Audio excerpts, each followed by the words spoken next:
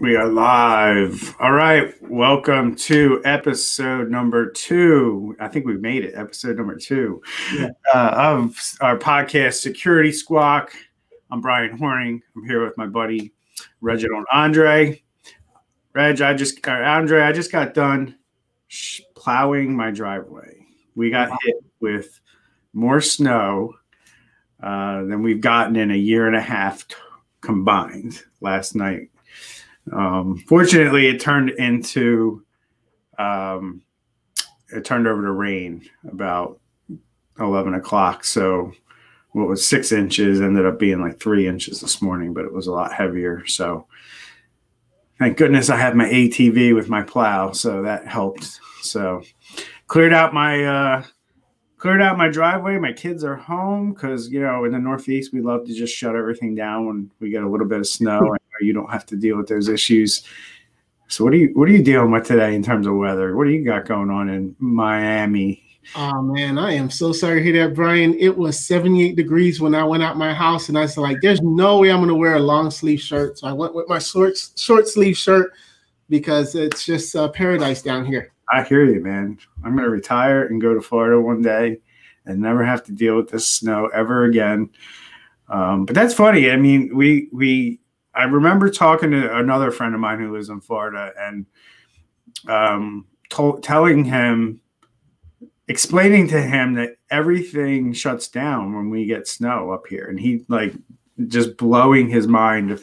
Like, what are you talking about? Like, it's not something that even enters into Floridians' minds, is the fact that, businesses shut down, school shuts down, and, our business will typically slow down if everybody's taking the day off. Right. And it impacts things. And, businesses do close. And just like we see with COVID, you see that with these snowstorms up here. So, you guys get to deal with hurricanes. And we know you guys board up a lot of times when those things roll through. We don't get we might get 1 or 2 a year. You guys might get at least threatened by multiple storms. So, we all have to deal with our own weather problems. But up here in the Northeast, I think from DC basically all the way up, we're getting pretty good snowfall. So it was fun. I plowed my driveway. I like to get on my quad. Nice. So you take your golf cart to work today? No, but it was just beautiful, man. Sun out, it was just nice. So I don't know why you put yourself through all that trouble. Yeah, it is trouble, but it's fun. You only get it every once in a while. The roads are clear, so it's not even like you need 4-wheel drive around here. They get the roads cleared so quickly. But I think people just like to take the day off, quite frankly. Oh, it's snow, and grab their sleds and go do their thing. I know my neighbors went up to the Poconos snowboarding. So, got to take advantage. Yeah. So let's wrap about anything happen exciting in your business this week that we could tell our listeners. Well, I fired a client. Nice. Yeah. Fired a client, that takes some cojones. Yeah, I made sure that before I fired it, I was able to make up the revenue. But sometimes in business, you gotta weigh what's happening. And in this case, the client wasn't listening they weren't doing the best practices on anything related to the IT, to the cybersecurity. They wanted everything open, and it was kind of like a race to the bottom. It was a big liability if they got hacked or something like that. I didn't want them coming after me, even though I told them. So I had to make a business decision and say, you know what, this is not a right fit, and gave them notice, and we're gonna help them with the transition to the new person. That's common in our business to have to kind of approach things that way, and look at things from a liability standpoint. We're in our business, we're very similar in that we won't, we'll allow clients to tolerate a certain amount of risk.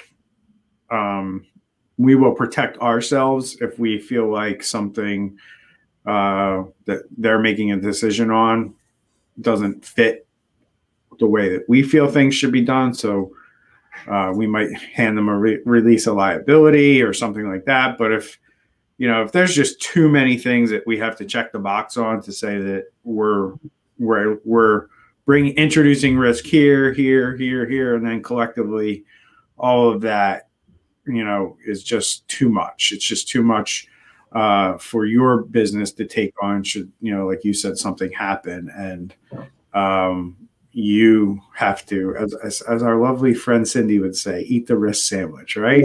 Yeah. Yep. Shout out to Cindy. We love the risk sandwich. So, yeah, that's an interesting perspective, because I think a lot of businesses, I think in general, just struggle with, understanding that finding the right clients for them is important, but not only that, recognizing when you don't have clients that fit your model or fit your culture, and being okay with moving on. And, like you said, helping them find another provider. So you're not leaving them stranded on an island. You're, professionally and eloquently handing off the IT to somebody else who is willing to work with them in that capacity, which there are plenty of companies out there that will service companies that don't want to do cybersecurity directly. Right. There's a lot of IT companies out there that just like doing help desk and they don't care about security, which is totally fine.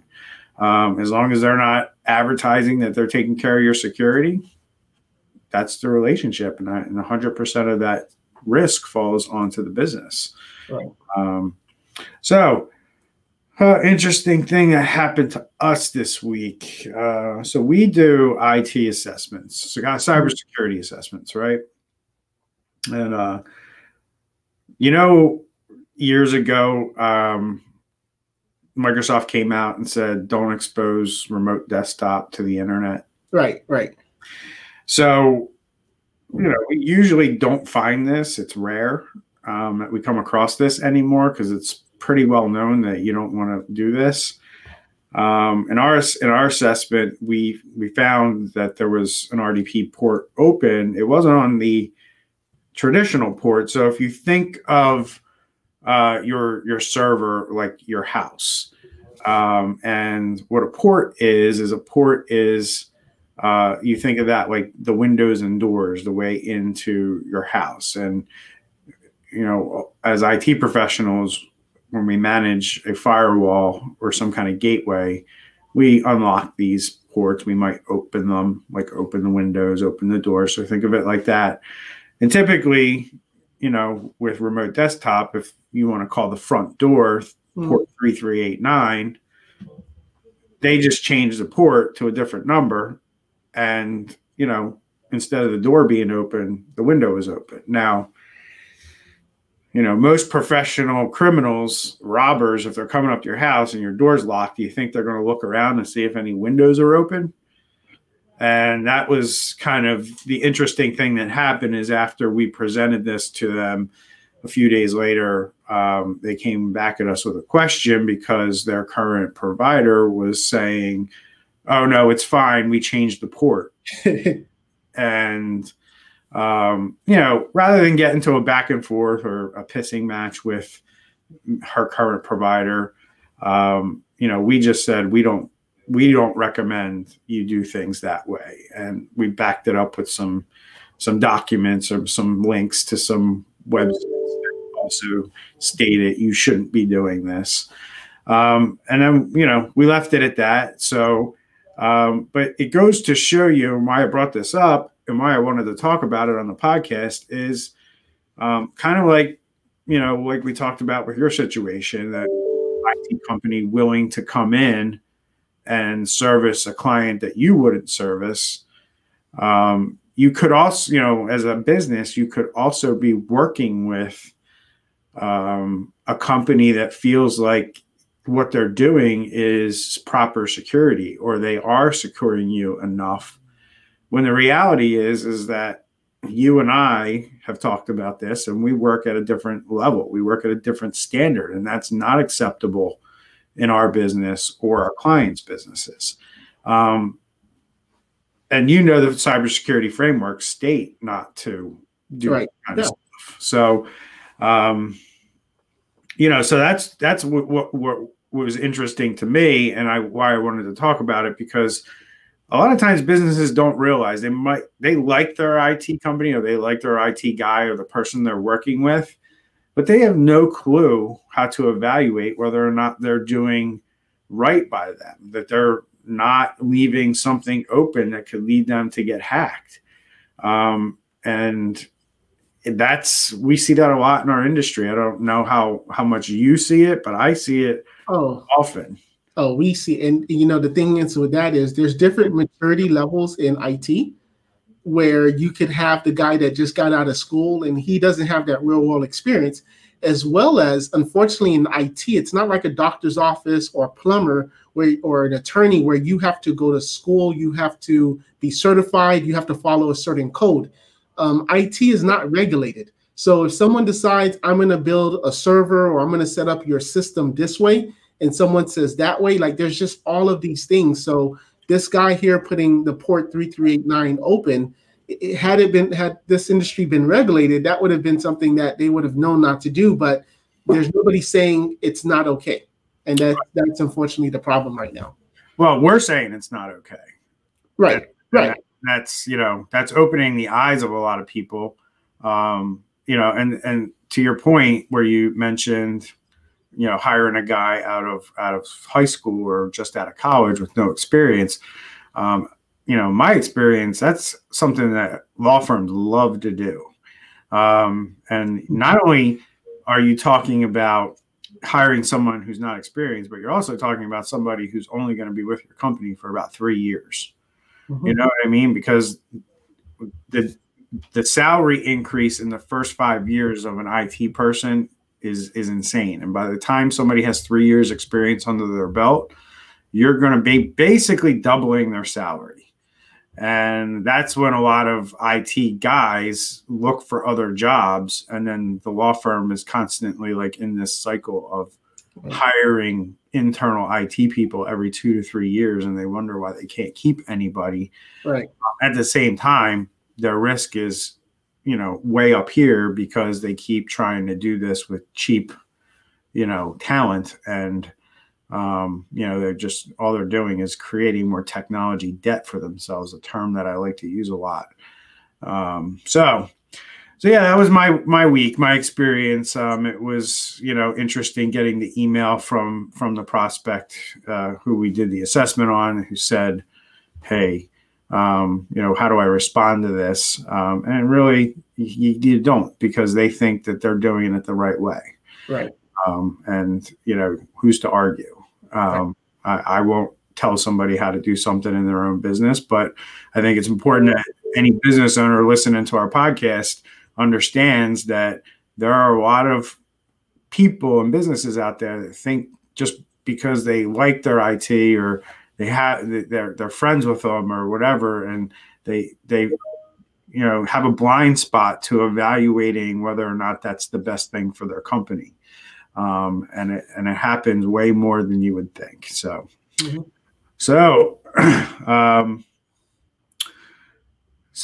we're going to move on and talk about the big gorilla that happened this week, which is the SolarWinds hack. And so tell us high level what happened with the SolarWinds hack, Andre. This is like this, I would call it the Super Bowl of hacks. Like, this is something where apparently Saturday morning, all hands on deck at the White House, they're getting briefed that for the past X amount of months, a popular software that's called SolarWinds.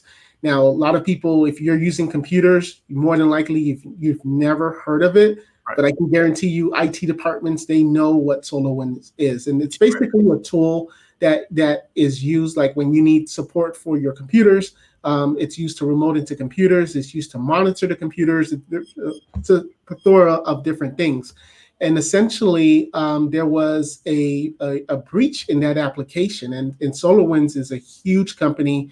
They have contracts with national government, with the White House, with the Pentagon, Fortune 100 companies, the top 5 CPA, the biggest top 5 CPA firms in the US. So they are everywhere. And this SolarWinds Orion application, there was a breach. And with this breach, these bad guys were now able to get into these computer systems and cause a lot of havoc. Yeah, it's also the reason FireEye got hacked. Yeah. You know, and if FireEye didn't, I think, detect what they detected when they detected it, I don't think we'd be here today. I think we'd still be in the dark about a lot of what was going on here. But, you know, who knows? I guess we'll find out as things progress, because, you know, the investment companies that have owned or invested in SolarWinds, you know, there's reports that their CEOs sold some stock right before all this was announced. Could be coincidence. Who knows? But, you know, but the timing is weird, because they sold the stock before FireEye got hacked. Right. So, I mean, you know, it's crazy to think how this backdoor got into this software. It's really, it's really tough, because, you know, at a high level, talking about it, you mentioned they create a lot of havoc, and some of the havoc they created was they showed the world that multi-factor authentication can be tricked. Mm-hmm. What they were able to achieve was, the whole time they were on this network since March of 2020, or on these government networks, they were able to retrieve usernames and passwords to Outlook web access accounts, or basically your email, and they were using web access to get to it. Many of the government agencies had two-factor through a product called Duo on these accounts. And because the hackers had such a high level of access on the computer network itself, they were able to grab keys from the servers, and then from their computers, they were able to inject these secret keys into the browser requests, which fundamentally just made Duo not work or not do anything. Because when they looked at the logs from the exchange and said, okay, we see the login, but there's no corresponding login over here to Duo, somehow, some way, they were able to circumvent the Duo. And the reason I bring that up is a lot of people put multi-factor authentication as their check mark to, I do cybersecurity really well. Mm-hmm. And you and I both know this is a layered approach. Right. And any of those layers can be breached at any point in time, and nobody can protect all those layers 100%. But the idea is that you put enough layers on, if you break through one layer, your other layers are there to kind of absorb any additional damage that may occur from something like this. And you know, that's the thing that's important that we understand. But I talk to people all the time that, like, oh yeah, I have antivirus, I have endpoint protection. They're doing one piece, one layer of the whole entire stack that needs to happen in order for cybersecurity to really start to mitigate risk. And, you know, multi-factor authentication is just one piece. It's not the end all be all. And then on top of, you know, that, now they're sitting in government officials' email, reading emails that are going back and forth for 7 months. I don't have any reports or evidence that they manipulated email in any way, which is a common practice that we see. Once a hacker gets into your email, they can create rules where you don't see certain emails from certain people, and then they start communicating with those people. That's how money usually gets sent to a bank account that it shouldn't have got sent to. A lot of times, there's no evidence of that right now, but who knows? You know, this is early. We don't know the extent of how much all this went down. And quite frankly, I worked for the federal government for 5 years as a defense contractor.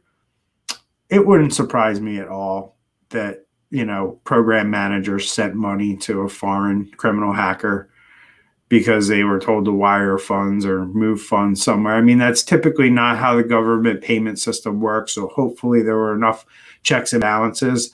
But there are people like in the DoD that have control over money, millions and millions of dollars, that have the authority to send money different places. And, you know, there are some layers of checks and balances, but maybe it's only like one or two people. And if they don't catch it, you know, you never know what we're going to find coming out of this. And then, you know, outside of that, Andre, the outside of that, the Outlook being peered upon, and who knows how many people's Outlook was being spied on.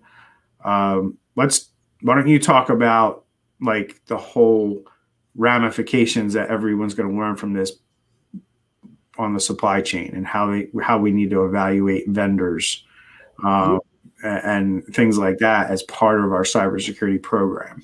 Yeah, and I'll also like to add to what you're saying is these departments are not just like, you know, the lowest levels of government. The Treasury Department, yeah, you had one department which is dealing with the 5G and placement and regulations and things like that. So there's a lot of trade secrets. There's a lot of applications, a lot of things that are going through these emails. And now whoever these guys are, they now have it, which is the scary part. Well, I thought I read something yesterday that said Homeland Security was one of the organizations, and then CISA put out, and that's the government cybersecurity department. They put out a directive that says unplug anything that has Orion on it now, right now. Yeah. And then, you know, who knows if they'll turn it back on. So, you know, continue on with what you were going to say about the supply chain. Yeah, and this is why it's so important that you are doing audits. That, like in this case, it took this massive fraud to happen for us to know. But if by doing audits on your systems, like for example, the other day I went to a client's place and we're doing an assessment because we may be working with them, and we see one of the programs which is used to remote in, and it was called TeamViewer, which is a fine program. But however, this particular application on the server, I guess the IT guy maybe needed it to do like a quick remote access, whatever the case is. Well, that was sitting on the server, and when I double clicked on it, it said your update is X amount of months old and you need to do an update. Well, this is a perfect example of when you have certain applications on your computer, there's really no reason you should have it, and it hasn't been updated. And when there's a flaw, that's why it's called an update, because a lot of times these manufacturers or program distributors will find that, okay, hey, there was something going on with our program, there's an opening, and we're sending out an update so that it can block it. But if you're in your systems, you still have, for example, Office, I believe it's Office 2013 that's now no longer supported by Microsoft. Obviously, you have Windows 7 and any other application on your computer that A is no longer accepting updates or just shouldn't be on there because you're no longer using it. This is why you have to audit your systems, see every single program, and if there's no need for it, this is the time when you start going and uninstalling it. What's your take on evaluating your vendors, like that? Because obviously the United States government wasn't hacked. SolarWinds was hacked, and that was the vendor of the United States government and a lot of these Fortune 500 companies. It's a vendor that supplies services. If you work with an IT company, that MSP, they are basically God on your network. Right. So they can do anything they want on your network, and if they get breached and a hacker gets control of their tools, a hacker is now God with your IT person's tools. So talk to me about how companies and businesses should be looking at their vendors. What are some things at a minimum maybe they should be doing to at least see if cybersecurity is on their radar? Can you talk about that? Yeah, and that goes back to the maturity level of this IT person or this IT company. One of the things that I always ask customers is, how do you manage your passwords? And if they show up and they show me an Excel spreadsheet with all the administrator passwords or something like that, that's very concerning, because that means that your IT company or your IT person is not giving you a proper password management, or if they're using Google Chrome, for example. So I think whenever you're interviewing your IT company, these are questions you're going to want to ask them. What type of access are you going to have on my system? How are you going to be remoting in? How are you logging and storing my password? I've seen some. Right. One time I saw someone, there was a OneNote on their computer. And when I opened the OneNote, because it was passwords, you know how OneNote has the different tabs? This IT guy, I guess, went on the web, downloaded the OneNote, but he actually downloaded the OneNote that not only had that particular site's place, but all of his other clients.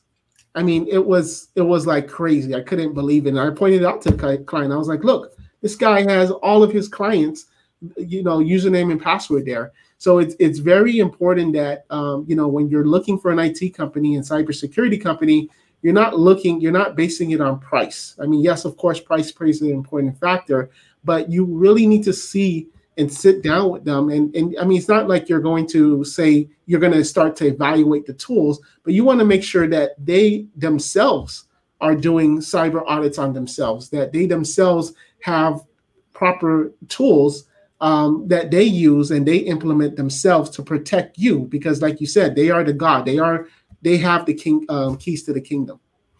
Yeah, and that goes for any vendor, right? So not just your IT person, but any vendor that you're hiring that may touch your network, maybe a software developer, maybe you outsource some piece of your business where somebody comes in and uses computers on your network, or you allow them to remote into something. Because they're not your employee and because you're signing a contract with them to do services for you, as simply as sending them an Excel spreadsheet that asks them questions around, like, do you do this? Do you do that? Is cybersecurity even something that you think about within your business? Is a question you could ask. And then that lets you understand your level of risk with allowing that person to use your systems. Mm-hmm. And if, either make sure that you're evaluating the risk and make sure that you're not putting risky entities or individuals in places where there's sensitive things. It doesn't mean you can't work with them, but don't make sure you're segregating your network and your data well enough that it's not that they don't have access to it or they would go snooping for it, but it's just the fact that they can get to it and see it or manipulate it, because a lot of times it's not going to be them. It's going to be a hacker who has control of their network and they're able to get to yours, and they're the ones who are going to be looking. So you brought up a good point, and I think it's a great topic for another podcast, which is a honeypot. And I'm going to talk about what honeypots are. So the SolarWinds hack is going to be interesting. We'll see where that comes out. There's a lot of, I'm just thinking down the road of when Congress and the Senate gets involved. I wouldn't be surprised if there's hearings. I wouldn't be surprised if SolarWinds is sanctioned severely by the U.S. government and sued by private industry. Maybe even the government. There could be criminal activity here. We don't know. Yeah. And then as we always do in this country, as we're very reactive, there will be laws put on the books to try to prevent this from happening in the future. And who knows what that's going to look like? Because as you started off the show, Andre, and said, this is not a regulated industry. I mean, I think we can both see the writing on the wall that those days are numbered. Your days of being able to hang a shingle on the side of your building and say that you're a cybersecurity company or an IT company, and rightfully so, are coming to an end. This is too important. Small business is too important to this country to allow cyber threats to make it impossible to run a small business in the United States. You have enough going against you with COVID and, you know, high taxes and everything else, and now you got to pay for and manage a cybersecurity plan, you know, in a 2, 3, 4 person, 5 person company. You know, it becomes very difficult, and I think that that's why, you know, making sure you're with the right people and you're doing the right thing is important. So I'm going to wrap up the show. I hope everyone enjoyed it. Do you have any last things that you want to share with our audience there, Andre? Yeah, just going back to the regulation, you know, here in Miami, Florida, in order to do your driveway, you got to have code involved. You need a permit, and the person has to be a contractor to put up a simple fence, 6-foot fence. Right. They'll tear it down if they found out that it wasn't done without permission. Right. So you have, it just goes back of why you got to be careful who you're hiring, and you got to be careful who you're allowing into your network, because all someone needs is a business card that says I do IT, and that's it. There's nothing else. Right. And there's no way for the consumer to protect themselves right now. And that, you know, whether you hate or like code regulations, usually they're put in place. A lot of people are cynical and say they're put in place so the township or whatever can make more money off of you by raising your property taxes. Do you have property taxes in Florida? I don't think you do, right? Yes, we have actually no state tax, but our property taxes, I'm not going to say it makes up for it, but it's high. Well, our property taxes are higher than yours, I'm sure, in Jersey. Okay.